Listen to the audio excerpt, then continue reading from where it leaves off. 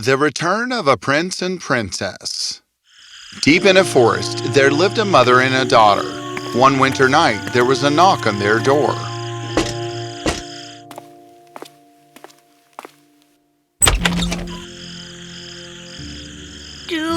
Do the people of this house have some compassion for a hungry old woman? Of course. Please come in. Warm yourself by the fire.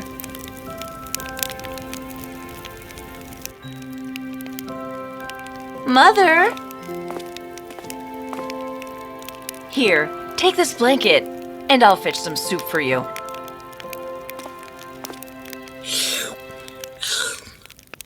Aren't you scared that I could be a witch? Come to harm you? No, you're not a witch. With all these years in a forest, my daughter and I can read the wind and hear the soil. We come to know when something's not right.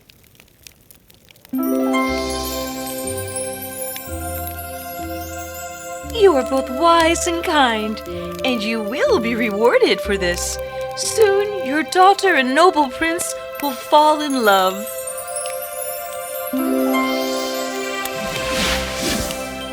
Winter turned to spring, and one day, as the fairy had predicted, a prince passed by the forest. He had lost his way and knocked at the only hut he could see. Just as the fairy had ordained, the prince and Belinda fell deeply in love the moment they laid eyes on each other. "Will you marry me?" The marriage was celebrated in great pomp and splendor. Everyone was happy but the prince's stepmother, the queen. How can he marry a ruffian from the forest like that? How will she blend in a royal household?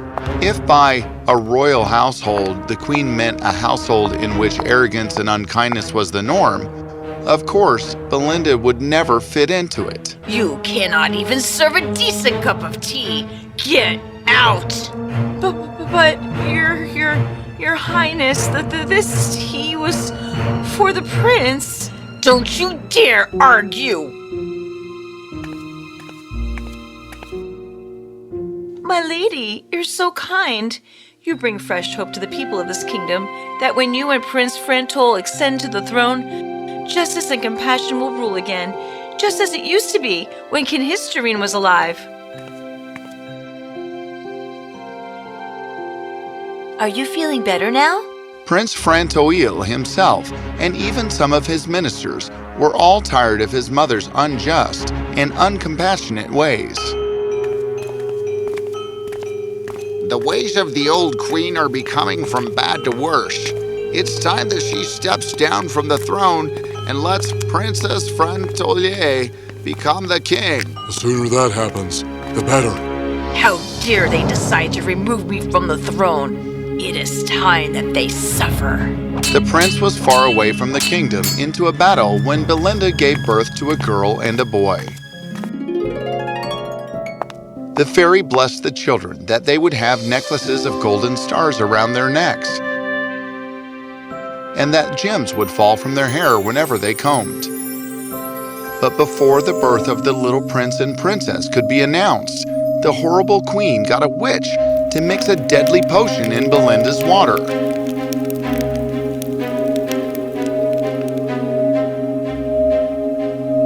The potion put Belinda into an eternal sleep. The queen then asked her servant, Fenitise, Take the babies and cast them into the sea. Let them be taken so far away from this kingdom that they are never seen here again. So Fenitise took the two babies, put them in a basket, and cast them into the sea. The baskets drifted onto the waves for a huge distance until...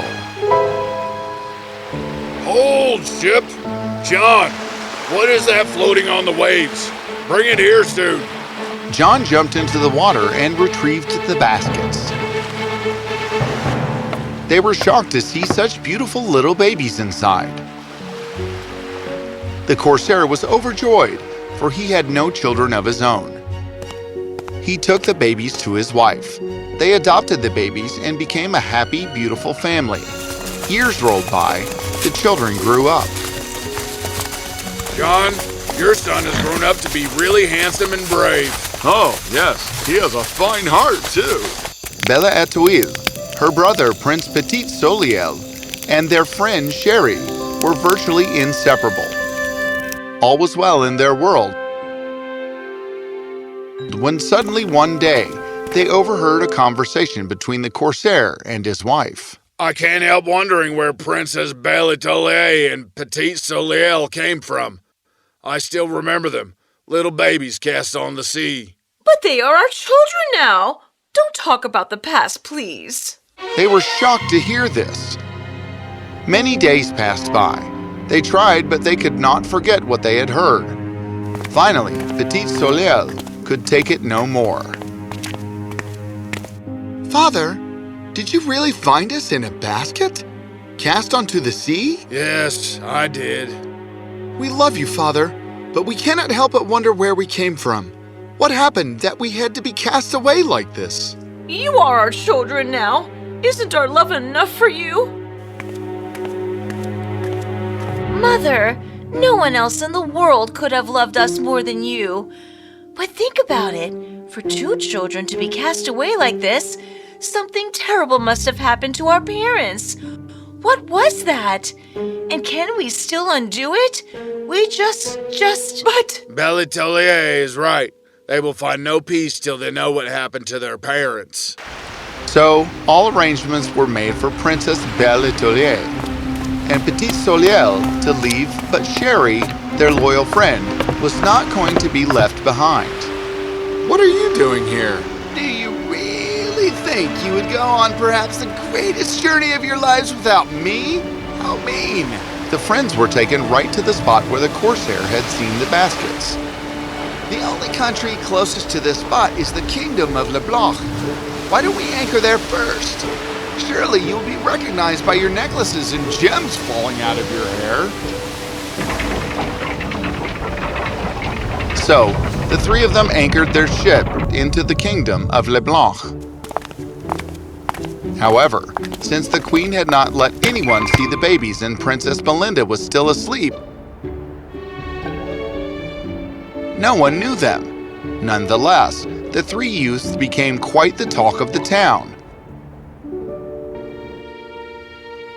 News soon reached the old queen. Is it true? I have seen them with my own eyes.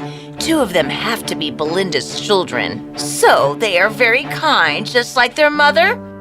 Well, then let their kindness be their undoing. You know what to do, Fenetis? Yes, Your Highness. The next morning, while Belle Etoile, Sherry, and Petit Soleil were out in the town, Fenetise dressed up like a poor old woman and came crying to them. I hear all three of you are very kind and brave. Will you help this woeful old mother? Of course we will.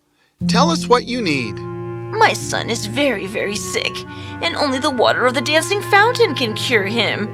Your necklaces and gems show that you have some kind of a magical blessing.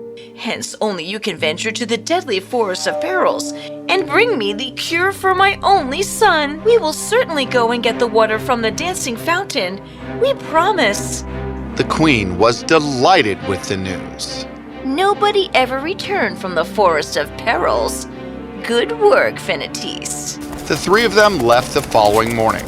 The heat in the forest of perils became scorching as the trees burnt without getting consumed.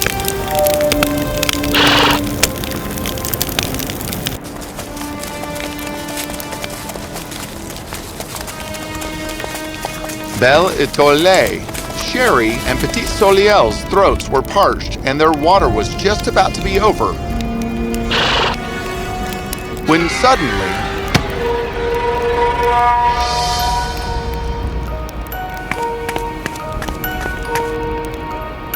this bird is gasping for water.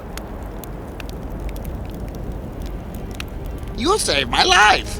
I shall show you the way into the dancing fountain. You must fight the dragon that keeps it.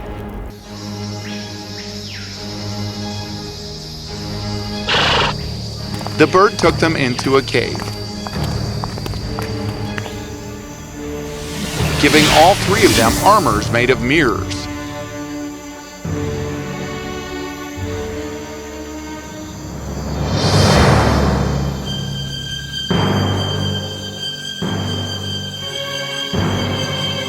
When they went to fight the dragon, the ferocious-looking coward was petrified to see so many dragons on the remains of his attackers. The fool had no idea that he was merely seeing reflections of his own self.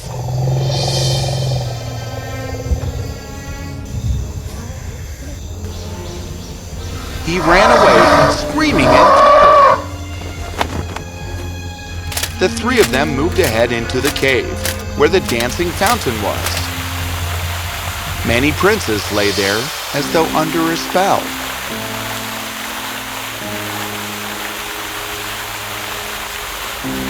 Who are all of them?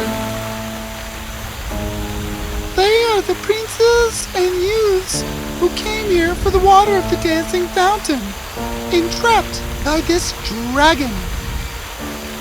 We cannot leave here until we free them. How do we do that? Put the water of the dancing fountain on them. They will revive. So, the three of them revived all the princes.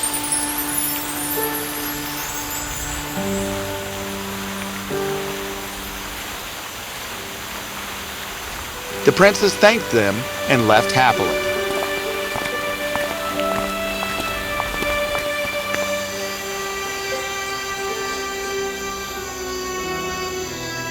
Thank you, dear parrot. We wouldn't have come this far if it hadn't been for you. Now we can save the old lady's son. What old lady and what son? What do you mean? Take me to the palace of the king of Leblanc. Pour the water of the dancing fountain on Queen Belinda, and then I'll tell you everything.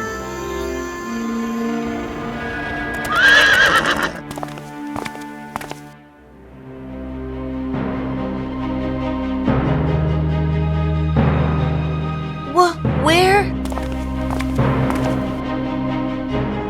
Oh, my darling. You've been asleep for 17 years. I don't know who cast a spell on you. I sought help from all kinds of wizards, but nothing worked, my beloved. Yet these youths have brought you back to me.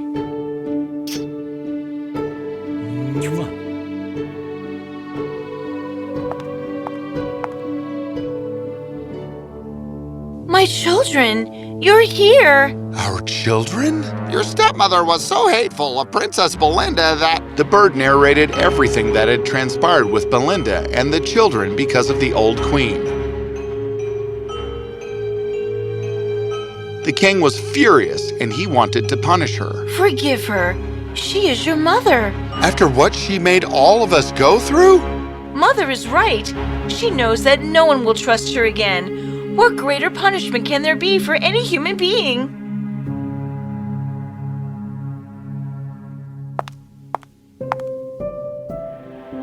Now our children will stay with us forever. Father, we cannot possibly abandon those who looked after us and loved us all these years. We will have to go back to them. If not right away, certainly after some time. Our parents must be waiting for us. The king and queen Belinda understood, but life made a happy arrangement. When the corsair and his wife heard about their children, they were happy to move into the kingdom of Leblanc with their trusted aide John.